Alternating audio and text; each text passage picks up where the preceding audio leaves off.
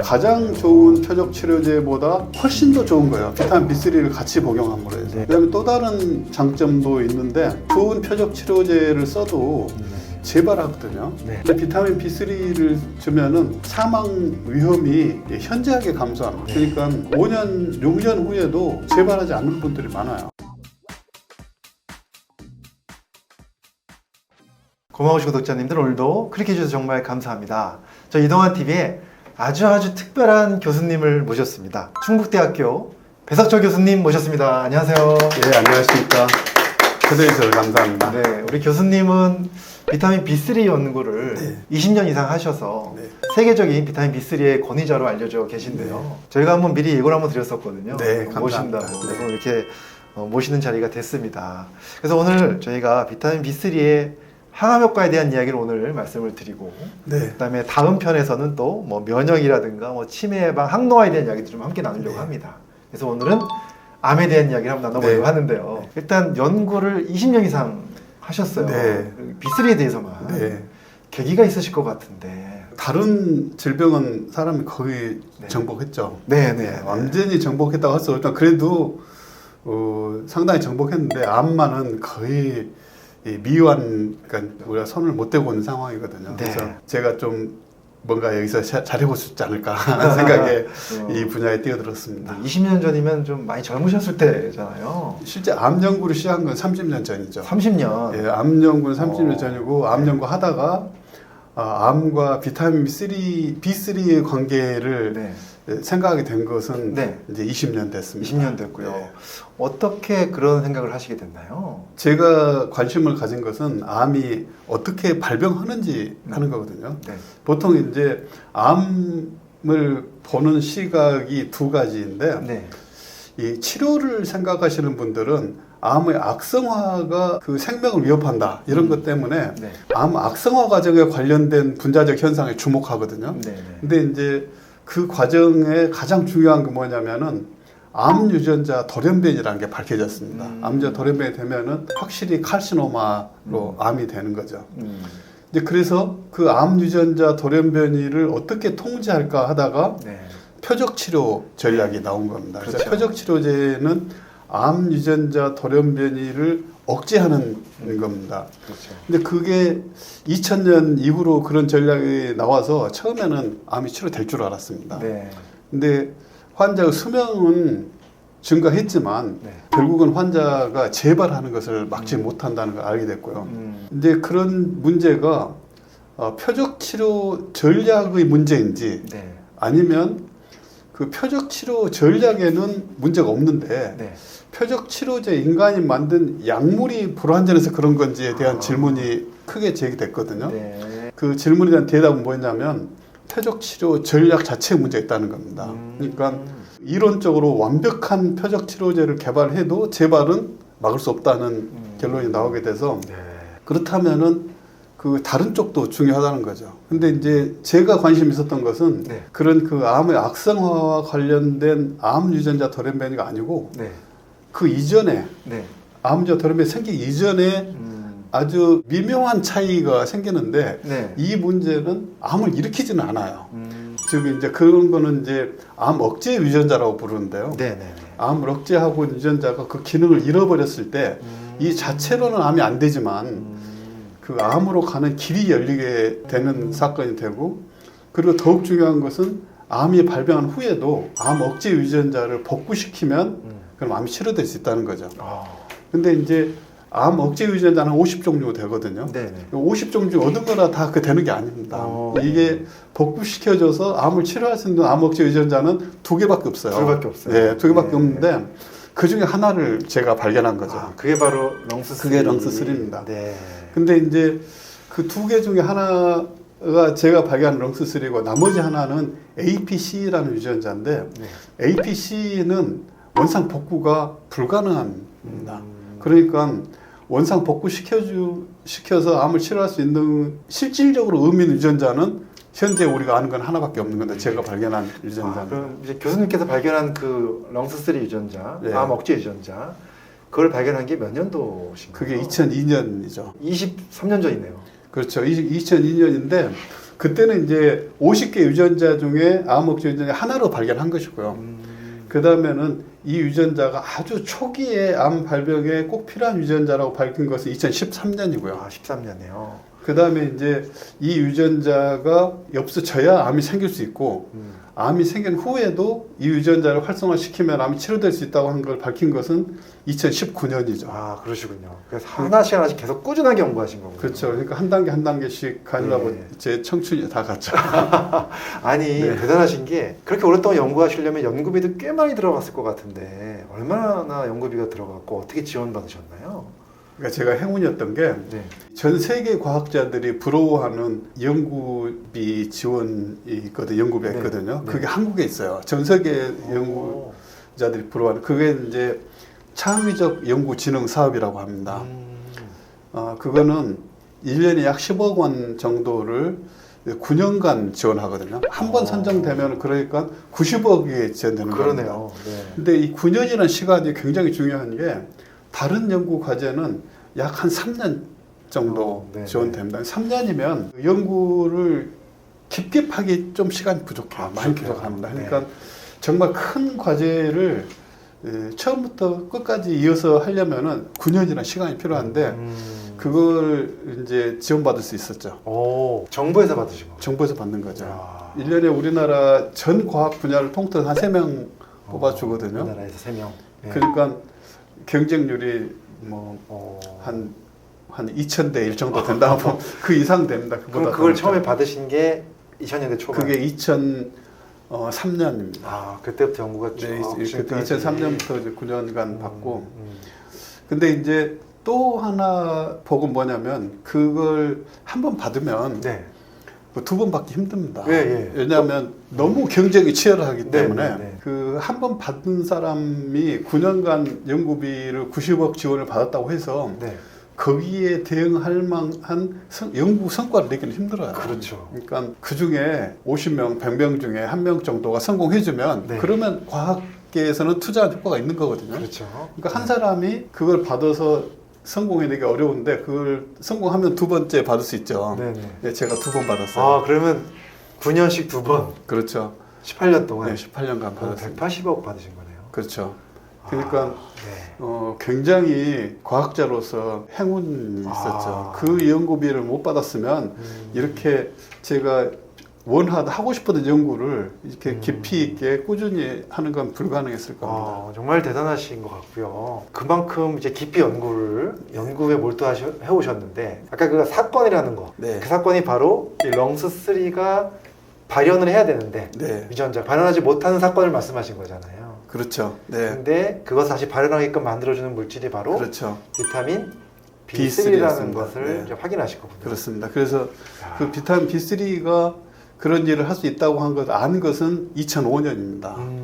그래서 이 렁스3가 기능을 못해서 암으로 가는 길이 처음 열린 다음에 그 다음에 암이 악성화된 후에도 비타민 B3를 이용해서 렁스3를 원상 복구시켜주면 그러면 암이 치료될 수 있다 하는 것을 안 지는 20년 됐죠. 20년 되셨고요. 네, 그리고 이제 그걸 이용해서 동물을 해서 암을 일으키고 동물의 암을 비타민 B3로 치료하고 이런 게 가능하다는 것을 보여준 것은 2012년 뭐 그 정도 되니까요. 네, 제가 이제 지난 영상에서 한번 그 소개를 했었습니다. 네. 그 동물의 발암물질을 투여해서 암을 일으키는 과정, 그다음에 네. B3를 같이 투여했을 때 이제 암이 안 생기는 그렇죠. 과정들을 다 동물 실험하신 거잖아요. 그렇습니다. 예, 그래서 그 과정에서 제가 여기서 조금 더 깊게 들어가서 오늘 네. 우리 시청자 여러분들께 좀 설명드릴 내용은 네. 이 렁스3라는 유전자를 발견하셨어요. 네. 이것이 잘 발현이 되면 암을 억제하고 이것이 딱 갇혀서 네. 발현이 안 되면 이제 그런 사건이 생기면 네. 암이 생길 수 있는 가능성이 높아지는 거잖아요. 그렇죠. 이것을 발현시켜주는 물질이 B3를 말씀하셨는데 네. 그것 말고도 여러 가지 물질들이 또 있는 거죠. 많습니다. 네. 네, 많은데 네. 문제는 렁스3를 발현시키는 것만이 중요한 것이 아니고 네네. 렁스3만 필요한 만큼만 발현시키는 거, 그러니까 적당하게 네. 하는 것, 이게 중요합니다. 그 대표적인 게 뭐 커큐멘도 거기에 네, 포함이 커큐멘도 약하지만 되고. 네. 그 컴팩션된, 그러니까 기능을 잃어버린 그 유전자를 기능을 복구시켜주는 그런 기능을 가지고 있습니다. 근데 이제 꼭 필요한 만큼만 일을 하지 않고 그게 과도해지게 되면 네. 그러면 아주 심각한 부작용이 생깁니다. 그건 예를 들면 우리 몸에 근육 조직하고 뼈 조직이 있는데 이 근육 조직에 있는 유전자하고 뼈 조직에 있는 유전자는 원래 똑같습니다. 그런데 어떻게 근육을 만들고 어떻게 뼈를 만드냐면 그렇죠. 그 유전자를 사용하는 종류가 다르거든요. 그렇죠. 근데 어떤 세포는 어떤 유전자를 쓰고 어떤 유전자를 안 쓸 것인지 이걸 세포가 구별해야 되는 거예요. 그렇죠. 그렇죠. 그러니까 이 구별이 정말 신비로운 일입니다. 그러니까 그거는 사실은 인체의 신비죠. 그 인체의 신비 중에 신비인데 우리 인간은 아직 거의 뭐 1% 이해를 못 하고 있습니다. 근데 이제 그래도 1%라도 알고 있는데 알고 있는 건 뭐냐면 안 쓰는 것은 컴팩션 시켜서 발현되지 못하게 하고 쓰는 것은 열어놓는다. 이 정도는 알고 있거든요. 이런 것을 에피제네틱 컨트롤이라고 하는데 후생 유전학적 컨트롤이라고 하죠. 근데 후생 유전학적 컨트롤을 통해서 열거나 닫을 수 있다 하는 것도 알고 있습니다. 그 중에 커큐민 같은 것도 그 중에 하나입니다. 그러니까 닫혀 있는 걸 열어주는 거죠. 항암 물질들 여러 가지가 많죠. 그렇죠. 그런 실제로 이 암억제 유전자가 닫혀 있는 것을 열어줘서 암을 치료하겠다고 하는 시도는 수많은 지역에서 지금도 하고 있고 이미 많이 했습니다. 실제로 예를 들면 MS275 같은 물질은 임상에서 그 FDA 허가를 받아서 환자에게 적용되기도 했습니다. 근데 워낙 부작용이 심한 거예요. 왜 부작용이 심하냐면 그 물질을 먹으면 우리 몸에 안 쓰는 유전자하고 쓰는 유전자의 경계가 허물어져 버려요. 그러니까 뼈 조직은 뼈 조직의 특징을 다 유지할 수 없어지게 되고 근육 조직은 근육 조직의 특징을 다 유지할 수 없어지니까 그 경계가 허물어지기 때문에 이 생명체의 기본 구조가 망가지게 됩니다. 그래서 사람이 암으로 죽기 전에 그 약물이 가진 세포 조직 특이성을 잃어버리고 그래서 그 부작용 때문에 죽게 되는 거죠. 그러면 B3는 어떻게 그렇게 부작용 없이 딱 적절하게 그것을 열어주느냐, 렁스3를 열어주느냐, 그렇죠. 거기에 대한 건 좀 설명해 주시죠. 근데 뭐 사실은 이 생명의 신비에 의한 결과라고 봐야죠. 근데 이제 그걸 우리가 과학적으로 설명을 하면은 예를 들면 아까 말씀드린 MS275 같은 그 후생 유전학적 컨트롤 이거 사람이 만든 거고요. 그다음에 커큐민 같은 식물에서 뽑은 추출물 이런 것에는 없는 중요한 특징이 비타민 B3에는 있습니다. 그게 뭐냐면 우리 몸 안에 있는 물질은 어떤 작용을 할 때 필요할 때 필요한 만큼 하도록 통제가 되어 있습니다. 그렇죠. 근데 이런 걸 보고 이제 오토 피드백 레귤레이션이라고 하거든요. 그러니까 자동 대먹임 조절, 이렇게 번역은 이렇게 하는데 좋은 번역인지 잘 모르겠습니다. 어쨌든 오토 피드백 레귤레이션을 통해서 이게 과도하면 스스로 자기를 억제해요. 그래서 부족하면은 촉진시키고 과도하면 억제시켜서 적절한 균형을 이룰 수 있도록 하는 메커니즘이 우리 몸 안에 있습니다. 이거는 우리 몸에 원래 사용하고 있던 물질에만 가능한 겁니다. 그러니까 B3에만 그게 가능한 거군요. B3만 가능하죠. 예를 들어서 뭐 다른 그런 에피제네틱, 그러니까 후생 유전학적 그 조절 물질들이 세상에 많지만 그런 물질들은 한쪽 방향밖에 못해요. 그렇죠. 우리 몸속에 원래 있는 물질이 아니니까. 그렇죠. 우리 몸에서 그거를 오토 피드백 레귤레이션을 할 수 있는 메커니즘이 마련이 안 돼 있어요. 그러니까 그런 걸로 딱 필요한 만큼 필요한 유전자만 발현시키고 딱 멈출 수 있는 그런 방법이 없는 거죠. 그러니까 효과가 아예 없거나 아니면 그 과다해서 부작용이 심하거나 그 둘 중에 하나가 되죠. 그러면 이제 임상 연구를 하셨잖아요. 그 임상 연구 좀 설명해 주시죠. 그 폐암 환자들 대상으로 했던 연구 결과. 그렇죠. 폐암 환자 110명을 먹었고요. 폐암 4기 폐암 환자인데 폐암은 그 표적 치료제가 아주 발달해 있습니다. 다른 어떤 암보다 표적 치료제가 발달했는데 이 표적 치료제라고 하는 것은 이 암 유전자 돌연변이 타입에 따라서 약이 다 다릅니다. 그런데 그 특히 우리나라 폐암에는 그 EGFR 돌연변이 폐암이 굉장히 많거든요.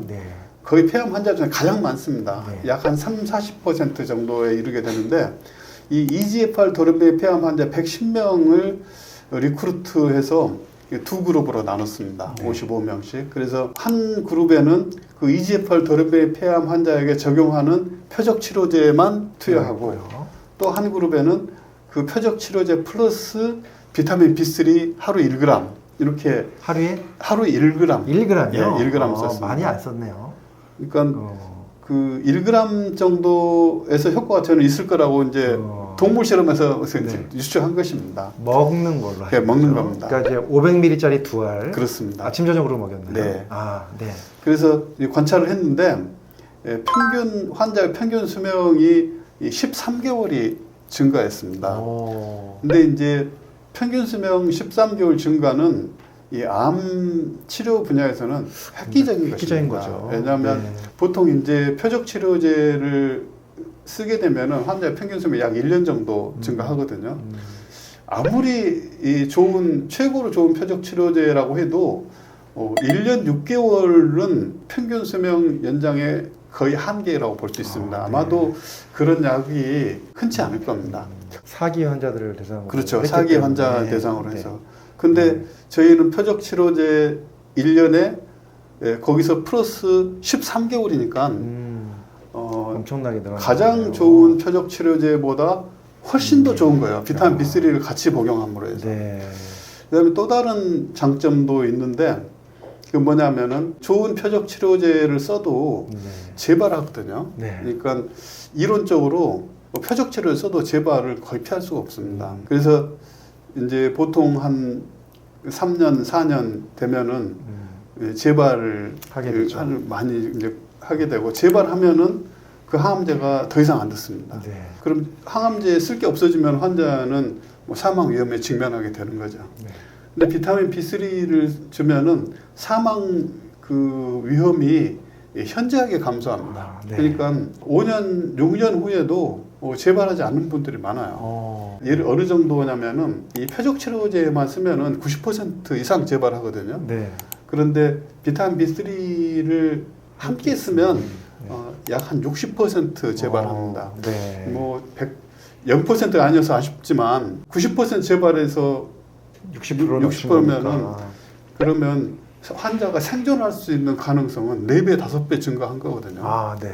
환자들에게 큰 희망이 될 수 있는 결과다 이렇게 생각을 합니다. 네. 아, 교수님께서 말씀하신 걸 들어보니까 정말 암 예방뿐만 아니라 네. 암 환자분들께서도 큰 희망을 가질 것 같은 느낌이 많이 지금 들고 있는데요.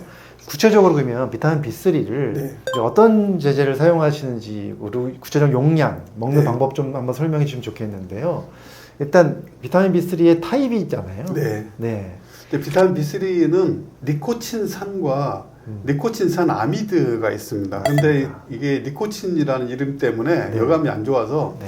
나이아신과 나이아신 아미드 이렇게 이제 이름을 새로 붙였습니다. 네. 그러니까 니코틴산이 나이아신 같은 말이고 니코틴산 아미드가 나이아신 아미드랑 같은 그렇습니다. 말이죠. 네. 네. 근데 여기서 우리가 쓰는 거는 나이아신 아미드를 쓰는 거죠. 그렇습니다. 저희가 임상에 적용한 건 나이아신 아미드고요. 네. 근데 이제 식약처에서 이름을 정할 때 네. 나이아신 하나로 통일했습니다. 그러니까 그 나이아신이라고 하면은 그 안에 이렇게 작은 의미의 나이아신과 나이아신 아미드가 포함되는 겁니다. 이제 혼동이 올 수 있습니다. 혼동이 오네요. 네. 그래서 어쩔 수 없이 한쪽에 쓰기 싫은 네. 그 니코틴산 아미드라는 표현을 꼭 써야 됩니다. 아, 네네. 그래서 그걸 이제 확인하실 필요가 있고요. 그 다음에 임상시험은 그 암 예방 임상시험이나 암 치료 임상시험이 다 공이 하루 1g으로 네. 진행이 된 것입니다. 네, 그런데 임상시험을 할 때 그럼 하루 2g이나 3g을 쓰면 어떠냐 하는 질문을 하신 분들이 있어요. 그렇죠. 근데 네. 문제는 그럼 환자를 더 많이 리크루트해야 되거든요. 비용이 엄청 많이 들기 때문에 시간도 오래 걸리고 실제로는 네. 이제 1g에서밖에는 못했는데 네. 그러면 2g, 3g은 복용하면 안 되느냐 네. 하는 질문을 할 수 네, 있거든요. 네, 네, 네. 근데 이제 그런 부분에 대해서는 연구가 또 많이 되어 있습니다. 그러니까 비타민 B3는 하루 2g까지 평생 복용해도 안전하다 하는 논문들이 임상시험 논문에 나와 있고요. 네.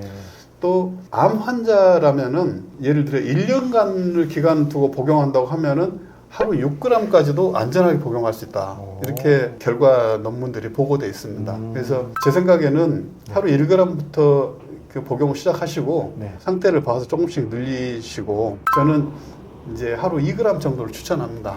이미 암 치료 받고 계신 분들 네, 암 말씀하시는 치료 받고 거죠? 계신 분들. 그렇지 않으신 분들은 네. 암 예방 목적으로 드신 분이라면 하루 1g으로 충분하겠습니다. 그러면 이제 하루에 1g이면은 1000mg이잖아요. 그러면 그렇습니다. 그거를 나눠서 네, 500mg씩 두 번에 나눠서 되겠습니다. 그리고 만약에 2g이면은 1000 이렇게 나눠서 그렇죠. 네. 그러니까 여러 가지 복용 방법이 있겠지만 네. 복용이 너무 번거로우면 안 되거든요. 네, 네. 그러니까 하루 두 번, 번 아침 정도로. 식사 후 두 알, 저녁 식사 후 두 알 이렇게 복용하면은 그렇죠.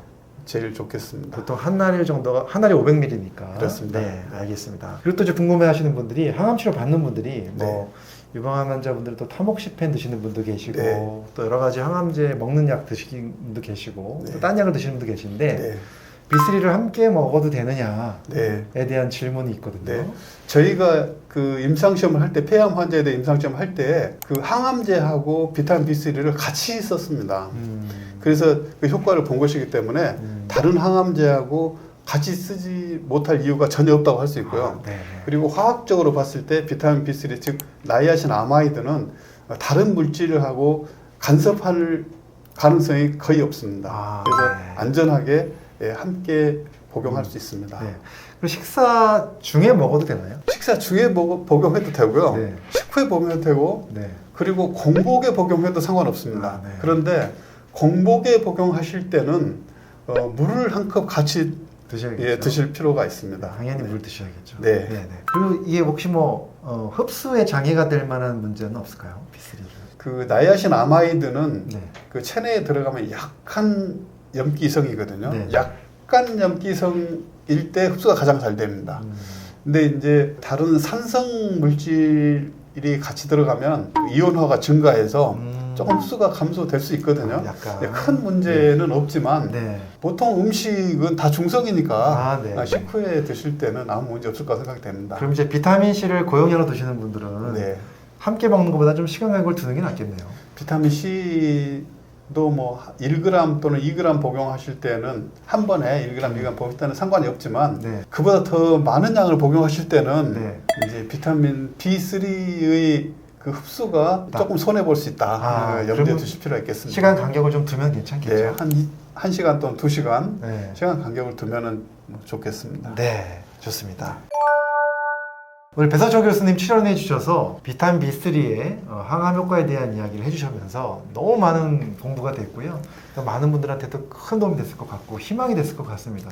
교수님 너무너무 감사드리고 네, 그리고 배서철 TV 거기 또 보시면은 또 많은 좋은 이야기 있으니까 또 함께 보시면 좋겠습니다. 교수님 너무 감사드리고 다음에 또 2편에 또 이어서 좋은 말씀 부탁드리겠습니다. 오늘 수고하셨습니다. 네. 감사합니다.